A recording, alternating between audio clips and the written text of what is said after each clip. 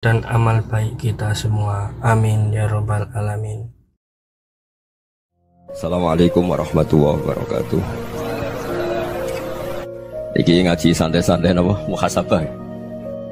Muhasabah itu kalau Kiai Jawa maknani itu ngoreksi diri sendiri. Jadi menghitung diri sendiri.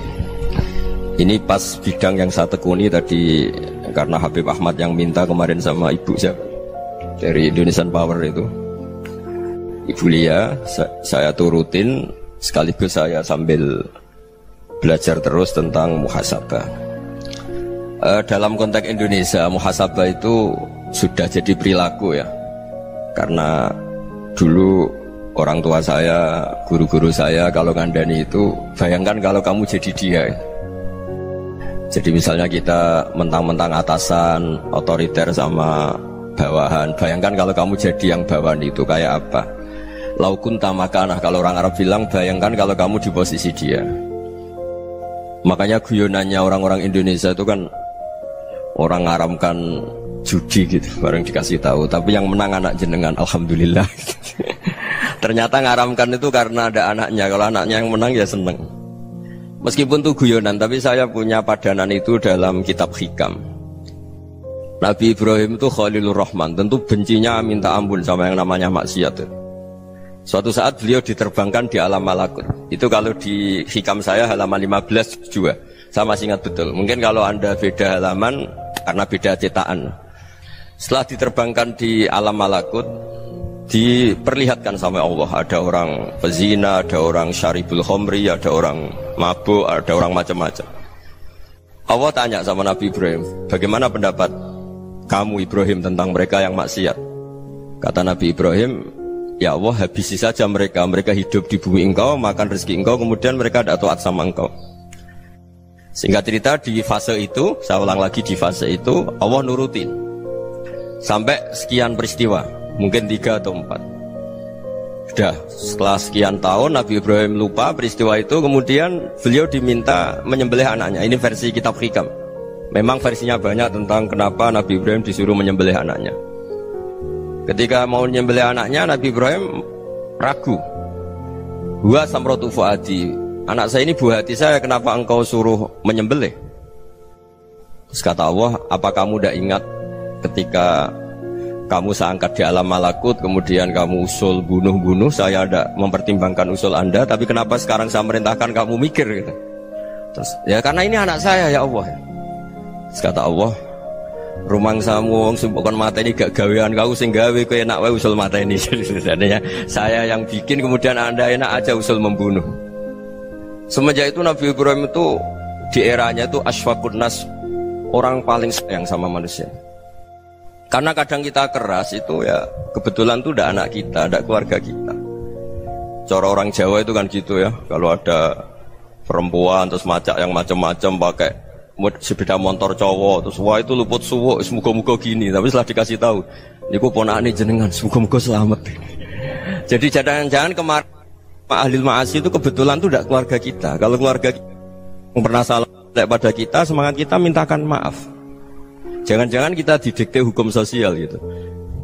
Jadi orang yang salah kebetulan tuh orang yang menservis kita, atau keluarga kita, atau orang dekat kita. Jangan-jangan semangat kita mintakan ampun. Tapi kalau sama orang lain kebetulan musuh kita semangatnya minta itu kena adab. Nah ini yang nggak boleh dalam Islam. Islam mengajarkan niru Rasulullah SAW, Nabi itu rahmatal lil alamin. Bahkan kemarin saya ngaji virtual sama beberapa habaib. Ada Habib Ali Al-Jufri dari Mesir, ya. Ada Habib Alwi dari Kuitang, ada Habib Nabil Al-Musawa. Dari sekian habaib itu saya masih ingat diantaranya yang didawuhkan rahmatan lil alamin itu ketika Nabi adzahu qaumuh, disakiti oleh kaumnya, dan itu mereka masih kafir semua. Itu mereka dapat doanya Nabi, Allah mahdi qaumi fa innahum la ya'lamun. Kayak apa baiknya Nabi, orang yang menyakiti, yang melukai, tapi Nabi masih berdoa, Allah mahdi qaumi fa innahum la ya'lamun. Sayyidina Umar dapat doanya Nabi itu yakhina kana kafiran, ketika masih kafir didoakan, Allahumma aizzal Islam bi Umar. Itu ketika masih kafir. Itu pelajaran bagi kita bahwa yang sedang tidak cocok pun itu berdapat doa kita. ya doa supaya kondisi kita baik, hari tambah baik. Karena agama ini saya berkali-kali bilang limangka nayarjuwa hawal yawmal akhir. Agama ini diperuntukkan bagi yang selalu punya harapan pada Allah Subhanahu wa taala. Saya cerita muhasabah ini tentang hubungan kita dengan Allah. Di Indonesia itu banyak orang fasik, banyak orang nakal. Ya di mana-mana orang nakal itu ya mayoritas, wa aksaruhum fasikun. Tapi berkahnya harapan. Mungkin saya kira nakal sok benda, mungkin saya kira sholat sok ben sholat, mungkin sekarang belum sakhok, belum dermawan, suatu saat dermawan. Barokahnya itu kefasikan ini dianggap sementara, sedang fasik, sedang tidak benar. Karena kiai-kiai kita, para guru-guru kita, para habaib utamanya itu mesti bilang semoga husnul khotimah. Nah barokahnya doa itu semoga husnul khotimah itu menjadikan satu pola sosial. Yang sedang fasik ini masih diharapkan jadi lebih baik, jadi lebih. Sehingga kita tidak ngambil sikap ekstrim, yang ingin menghabisi atau ingin mengadili, tidak. Karena selalu kita punya harapan. Dan agama ini limangka nerjuwo hawal yawmal akhir. Bayangkan itu kalau yang nakal itu anak kamu. Pasti kamu gak ingin kan langsung dapat azab, dapat apa. Padahal kita semua jadi tokoh ini abul kulli, bapak dari semuanya. Sehingga ketika Rasulullah SAW jalan-jalan kemudian melihat perempuan sedang menyalakan api. Kalau apinya mati ditiup, anaknya dijauhkan. Nanti kalau sudah jauh dari api, anaknya digendong lagi. Terus kata Rasulullah, matur ke semua sahabat, Aro'aitum anna hadih tarihatan waladaha alan nar. Apa kamu berpendapat bahwa perempuan ini akan melemparkan anaknya ke neraka? Tidak ya Rasulullah. Tidak akan seorang ibu melemparkan anaknya ke api. Terus kata Rasulullah, Allahu arhamu min hadih biwaladiha. Allah lebih rahman, lebih rahim dibanding orang tua ini kepada anaknya. Ini yang harus kita kenalkan terus, kita kampanyakan terus, supaya orang hubungannya dengan Allah itu nyaman, asik. Sehingga dengan demikian selalu ada harapan bahwa yang sedang nakal ini suatu saat tobat. Kita tidak boleh menghukumi pasti begini, pasti gini, itu tidak wilayah kita. Itu juga yang dicontohkan Rasulullah SAW. Secara lahir Nabi itu nggak berkenan sama Wahsy, karena Wahsy itu salahnya salah fatal karena membunuh ahabban nasi ila Rasulillah, yaitu membunuh Sayyid Hamzah. Jadi ketika Wahsy tobat, Nabi itu terima tobatnya. Dan ketika beliau dengan basariyahnya nggak siap ketemu Wahsy karena harus ingat Sayyid Hamzah, basariyahnya diturutin. Oke, kamu iman saya turutin, tapi jangan sering ketemu saya. Karena kalau ketemu kamu saya masih ingat sama paman saya Sayyid Hamzah. Kita bisa ngelola seperti itu. Kita tidak cocok sama orang, bagaimanapun mereka umat Rasulullah SAW, kita tetap mencintai mereka. Misalnya kalau beda agama, mereka sama-sama orang Indonesia, kita mencintai mereka atas nama warga Indonesia. Tapi kalau misalnya potongannya ora cocok, beda kultur, bawaannya itu mangkelno cara Jawa, ya bisa diilmoni, jangan ketemu. Wong sudah tidak cocok, ingin ketemu nyari solusi. Roh ini tok seneng itu kan ya repot itu. Ya sudah kalau nggak pati cocok ya jangan sering ketemu.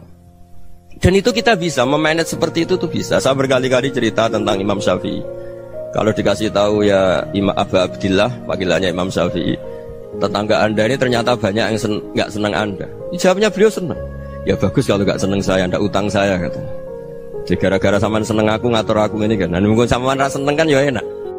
Jadi hidup itu dianggap happy. Kalau seneng ya teman silaturahim, kalau nggak seneng ya nggak bakal utang gitu. Baru kayak seneng itu nggak ganggu. Gitu.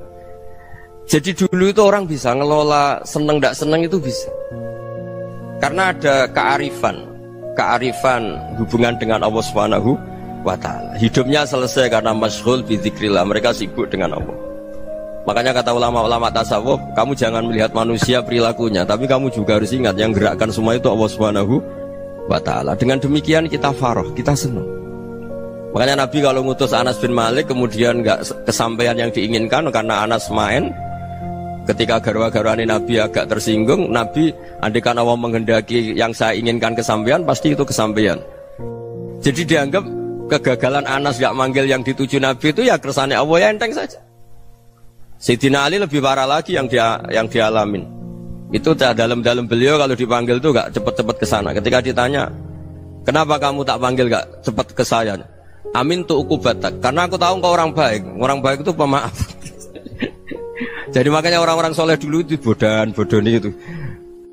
Makanya sekarang kalau ada orang bodoh itu mesti bidik orang soleh. Kalau orang-orang soleh itu kakean husnudzon lagi sering dibodohin. Abdullah bin Umar itu masyhur itu. Kalau ada budaknya sering sholat, sergap sholat itu dimerdekakan. Akhirnya nggak sholat pun pura-pura sholat. Akhirnya juga dimerdekakan. Ketika ditanya, kenapa engkau merdekakan? Padahal mereka sholatnya menipu engkau, kata pembisik-pembisik itu. Man khoda'ana lillah in khoda'na lah. Dia nipu atas nama Allah, berarti saat tertipu juga atas nama Allah, gak masalah dong, semuanya demi Allah Subhanahu wa ta'ala. Jadi ketika kita mensifati Allah Ta'ala itu ghafir, Allah pemaaf. Jangan kamu gak fair untuk diri kamu nyifati Allah ghafir, pada orang lain Allah kamu sifati syadidul iqab. Jadi Allah kamu atur, kayak MC tadi ngatur saya. Jadi Allah itu apa? Kalau pada saya ghafir, kalau pada musuh saya syadidul iqam. Itu tidak fair. Kalau Anda punya harapan kepada Allah karena Allah Rahman Rahim, Allah Ghafir, sebenarnya Allah pada musuh kita ya bisa saja Allah Ghafir, bisa saja Allah Rahman Rahim. Sehingga kita melihat orang lain yang kita tidak cocok itu ya enteng saja. Itu min ummati Rasulillah sing tanaluhu syafa'atuh, tanaluhu sa'atu rahmati, tanaluhu fair. Jangan dengan kita kayak mesti dapat rahmat. Jangan orang lain kayak Allah pasti syadidul iqam, itu tidak boleh. Sehingga ketika ada orang Badui, singkat cerita orang Badui ini kencing di masjid, semua sahabat membentak dia. Yang nggak bentak hanya Nabi tok. Saking mangkalnya orang ini karena semua sahabat bentak kecuali Nabi. Setelah dibenarin Nabi, terus Nabi nyuruh sabbu ali dhanuban min ma'in. Setelah disucikan masjid itu, dia berdoa keras sekali. Allahumma arhamni wa Muhammadan wa la tarham ma'ana ahadan. Ya Allah, yang berhak dapat rahmatmu hanya saya dan Nabi Muhammad, yang lainnya jangan. Karena yang lainnya tuh jengkelin, gitu aja saya salah dimarah-marahin gitu. Jadi kalau kamu doa terbatas ya kayak orang Bedui ini, kayak orang Arabi. Apa kata Nabi? Laqad tahajjarta wasi'an. Allah yang rahmatnya luas menjadi kamu sempitkan. Karena kamu mau atur Allah hanya Rahman pada Indonesian Power, pada NU, pada kita yang orang lain nggak perlu dapat. Itu kan kasihan Islam, karena Islam terus nggak dimiliki semua orang. Allah tidak dimiliki semua orang, Rasulullah tidak dimiliki semua orang, karena di NU, di ormas tertentu, di nggak boleh seperti itu. Nggak boleh takhasyar tawasian, kata Nabi, tidak boleh mempersempit zat yang rahmatnya itu luas. Ini semoga etika ini kita pakai di Indonesia. Yang sedang fase kita harapkan lebih baik. Yang sedang nggak dapat hidayah kita doakan dapat apa? Hidayah. Masyhur kan, makanya tadi saya mohon sama Habib Ali supaya Habib Ahmad supaya tetap mahalul qiyam tabaruk sama Habib Ali. Di antara doa-doa di Simtuduror masyhur itu antuqabilal mudhniba minnah bil ghufran wal musi'ah bil ihsan. Jadi harapannya para habaib, para orang-orang baik dulu ya, semoga yang dosa itu dimaafkan, yang sedang salah dibuka, bikin lebih baik. Nabi itu tugasnya juga gitu. Wastaghfir li dzambika walil mu'minina wal mu'minat. Nabi itu tugasnya juga memintakan ampun yang sedang